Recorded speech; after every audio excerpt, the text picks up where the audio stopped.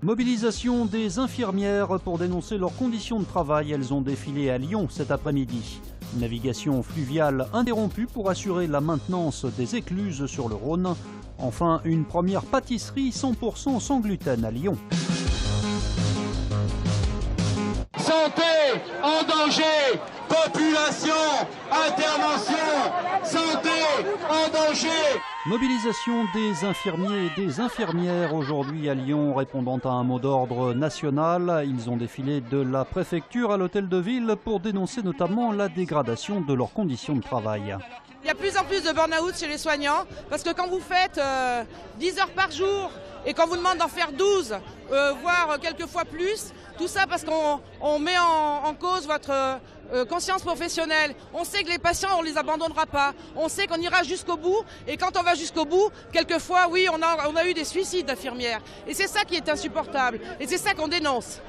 Et à l'approche de l'élection présidentielle, les infirmiers veulent faire entendre leur voix. Aujourd'hui, on vient interpeller un peu nos représentants dans les prochaines élections. La santé aujourd'hui est en grande difficulté. On a beaucoup de mal à prendre en charge les gens.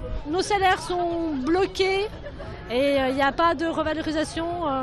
Voilà, il y a tout un ensemble qui fait qu'on en a ras-le-bol, on a l'impression de ne pas être entendu. On revient beaucoup sur nos repos, qu'on nous demande beaucoup de choses, sans être forcément remerciés en fait. Le cortège des infirmiers auquel s'étaient joints des salariés d'autres secteurs publics de l'énergie notamment a réuni à Lyon 1500 personnes selon la police, 2500 selon la CGT. Opération maintenance à la Compagnie nationale du Rhône. Depuis dimanche, 300 agents sont à pied d'œuvre pour assurer l'entretien et les réparations des 14 écluses qui jalonnent le Rhône exploité par la CNR. C'est le cas notamment de l'écluse de Pierre-Bénite qui, fait extrêmement rare, est à sec cette semaine. Ça se produit une fois par an. Ça nous permet de vidanger l'ensemble de l'écluse et de vérifier justement toutes les parties immergées et qui ne sont pas visibles en temps normal. Par exemple, ici à Pierre-Bénite, nous avons également le remplacement des chaînes sur la porte amont qui doit être remplacé parce que les chaînes sont usées et on ne doit pas prendre le risque et on profite de cet arrêt de navigation pour faire cette opération. D'autres interventions comme le remplacement de portes sont effectuées pour assurer la sûreté des installations. Des opérations de maintenance qui nécessitent une interruption complète du trafic fluvial. Toutes les écluses sur l'ensemble du Rhône sont arrêtées au même moment. C'est-à-dire c'est une période de chômage, il n'y a pas de navigation. C'est bien entendu prévu avec les autorités de tutelle, mais également avec les bateliers qui savent que cette période-là est chômée. Il n'y a plus de péniches qui circulent sur le Rhône pendant cette période-là d'arrêt pour inspecter nos différentes écluses. La reprise de la navigation devrait intervenir lundi à 5 h du matin. En 2016, plus de 6500 bateaux sont passés par l'écluse de Pierre-Bénite. C'est un praliné noisette pour ensuite faire une ganache montée. C'est 100% sans gluten, c'est ça? Toujours. Une première pâtisserie 100% sans gluten vient d'ouvrir à Lyon, rue de 16. Une affaire de famille dont certains membres étaient touchés par cette intolérance alimentaire. On a étudié pendant plus de 2 ans certaines recettes comme la pâte à choux qu'on a travaillé beaucoup. On n'a pas eu des résultats tout de suite. Là aujourd'hui on a un bon résultat sur les pâtes sablées, les pâtes à choux. On travaille encore sur du feuilletage qui est très compliqué. La brioche c'est très compliqué.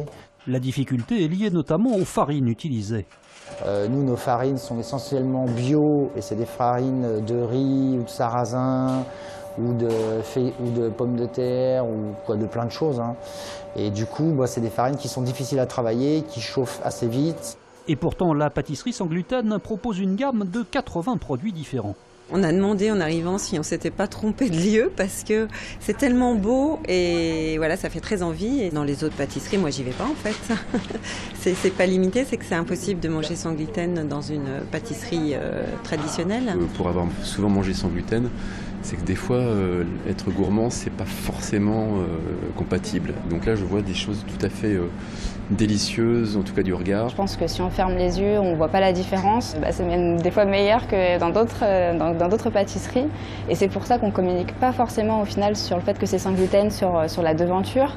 Intolérance au gluten ou pas, tout le monde est donc invité à découvrir les créations du pâtissier.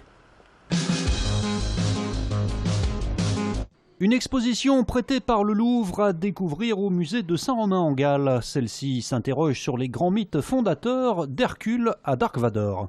On a affaire à deux personnages héroïques, qui sont en fait enfants qui ont des prédispositions naturelles pour devenir des héros, qui tous deux à un moment donné basculent j'allais dire du côté obscur de la force, qui sombrent dans la folie, qui doivent se racheter.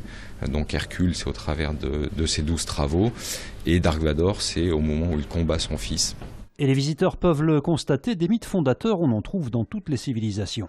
De tout temps, apparemment, l'homme a été très soucieux de se constituer des héros, d'avoir des références. Il y a des masques du Japon, et je trouve ça très très intéressant de montrer que cette préoccupation, en fait, l'homme l'a eu de tout temps, partout. L'exposition est visible au musée de Saint-Romain-en-Galles jusqu'au 2 avril.